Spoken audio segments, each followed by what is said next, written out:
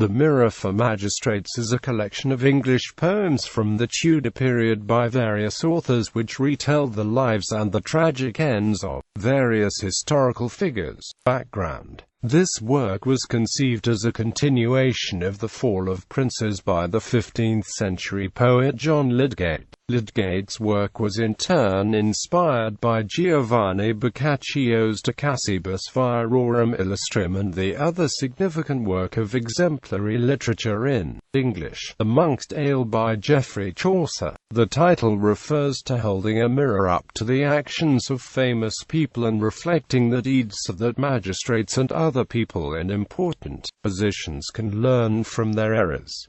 Most of the poems take the form of ghosts examining themselves and the deeds in front of a mirror. Similar titles were popular in the Middle Ages, and there were numerous other works which presented themselves as a speculum, chief among them the Specula Limnaeus by Vincent de Beauvais, who lived during the time. Contributors: William Baldwin and George Ferrers were the first editors of the work and the principal contributors. Between them they are credited with writing 15 of the 19 lives which made up the work when it was published in 1559 by Thomas Marsh, although some of the lives are unsigned and are only conjectured to be written by them. Other contributing poets include Thomas Fair, Thomas Challoner and Thomas Churchyard, with one poem supposedly by John Skelton despite his having died 30 years before. There are also some links in prose between the poems, conversations between the poets themselves which mention several other noble lives. Baldwin also sets forth his reasons for beginning the work.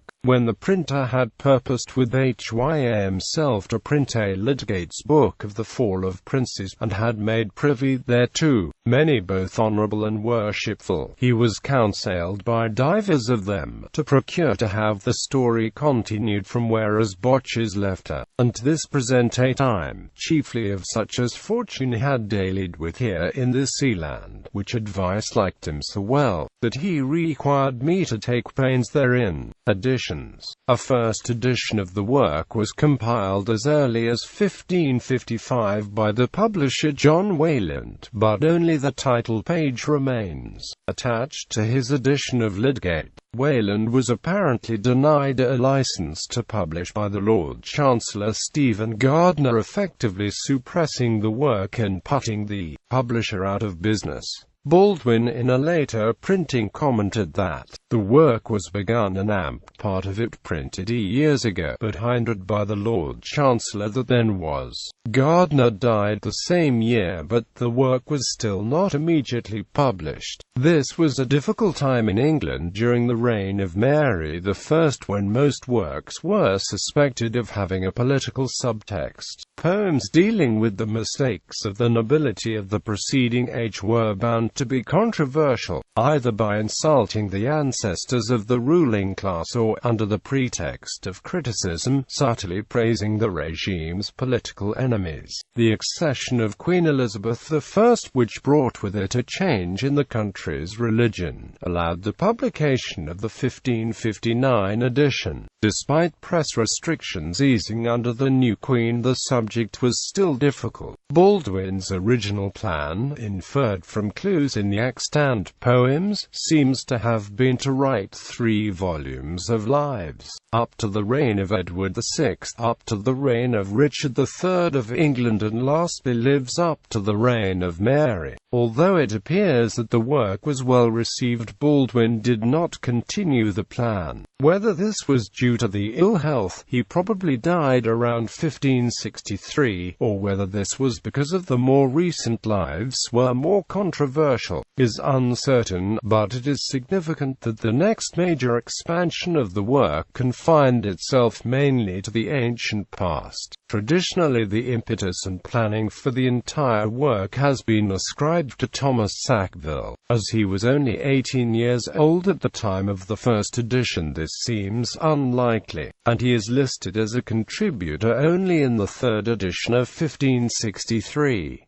The reason for Sackville receiving much of the credit for the work is in part that he was the most famous of the writers to work on the Mirror, but also because his contributions, Induction and the Complaint of Henry Duke of Buckingham, are often the only ones regarded as having any lasting literary merit. Another reason for the ascription to Sackville is due to the reorganizations the work underwent in later editions, giving accidental prominence to Sackville's sections and confusing later readers. The edition of 1563 contained only 8 extra lives, and of these at least one is known to have been written around the time of the earlier poems, but left out when they were published. The next edition in 1574 was printed again by Thomas Marsh, with the editor and main author being John Higgins. Confusingly, the new edition was named the First Party of the Mirror for Magistrates, as it dealt with much earlier lives which were placed before the poems of the previous editions. Whilst the poetic style is markedly similar to the other poems, Higgins is seen as a much inferior poet, and he greatly changed the focus of the work.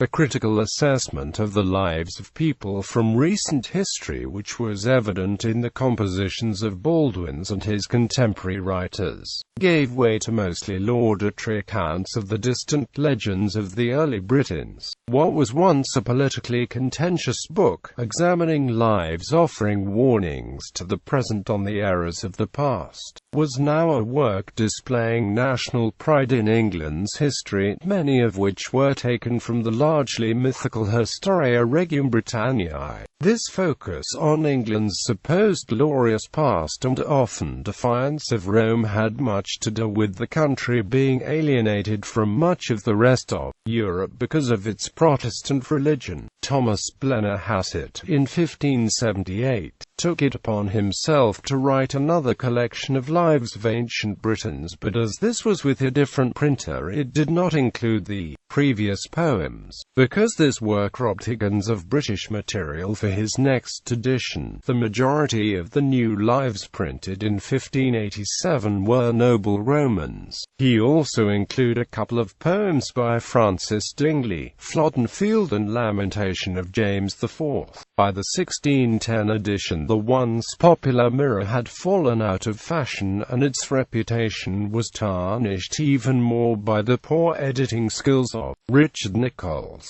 He incorporated most of Blennerhassett's work but removed numerous lives and most of the links in prose between the poems. Why some of the lives were removed is unclear, but some clearly might have embarrassed the new Scottish ruling class of the new King James I. He also added 10 of his own poems, including a more patriotic account of Alfred the Great, to replace Blennerhassett's poem, which focused on Alfred being destroyed by lust, and England's Eliza, a homage to the late Queen. Ignoring the omissions of the Nichols edition, the entire work contained almost 100 lives, covering the period from Albinact in 1085 BC to Elizabeth in 1603 and written over 60 years. Whilst the work was dismissed and largely forgotten after 1610, the lives from the Baldwin era were popular and highly regarded during the Tudor period. Philip Sidney mentions the work in his defensive poesy, saying that it was meetly furnished of beautiful parts. The influence of the work was evident in many contemporary works such as Albion's England by the poet William Warner and Cromwell by Michael Drayton, which was actually included in the 1610 edition. It was also significant for its development of the form of tragedy in English literature, with Higgins's story of Lear and Cordelia providing a source for Shakespeare's King Lear. Modern reception. Most later critics, if they mention the work at all, cannot avoid pointing out its many faults. Often only Sackville's contribution is regarded as worthy of preservation. Many of the other poems are told in a dull, didactic tone, and Edmund Gosse, writing in 1913, whilst offering guarded praise, said, "The unflinching poetess does grind out in the monotonous rhyme royal."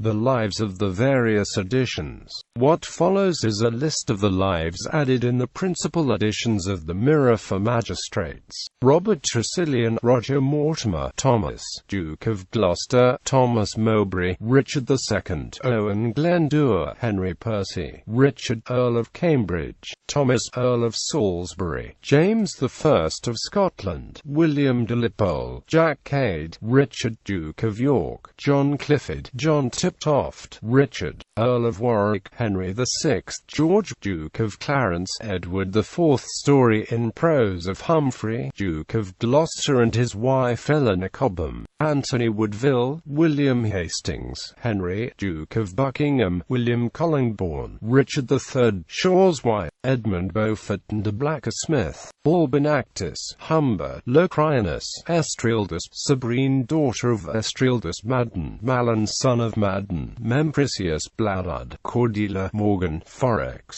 Kimrus Marindus, Nennius and in a 1575 copy Irene Glass, Guidricus, Carasus, Helena, Vortigau, Eutha Pendragon, Cadwallader, Sigebert, Lady Ebb, Alureid, Agelreid, Edric and Harold, E. Argard, Pinat, Stator, Rudac, Brennus, Amerianus, Chirinus, Varianus, Julius Caesar, Tiberius, Caligula, Guiderius, Lelius Hamo, Claudius Nero, Galba, Otho, Vitellius, Landicus, Severus, Fulgentius Epict, Geta, Caracalla, Nicholas Burdett, James IV, Flodden Fielden, Cardinal Wolsey, Arthur, Edmund Ironside, Alfred, Godwin, Robert Curthose, Richard I, John, Edward II, Edward V, Richard III and Elizabeth.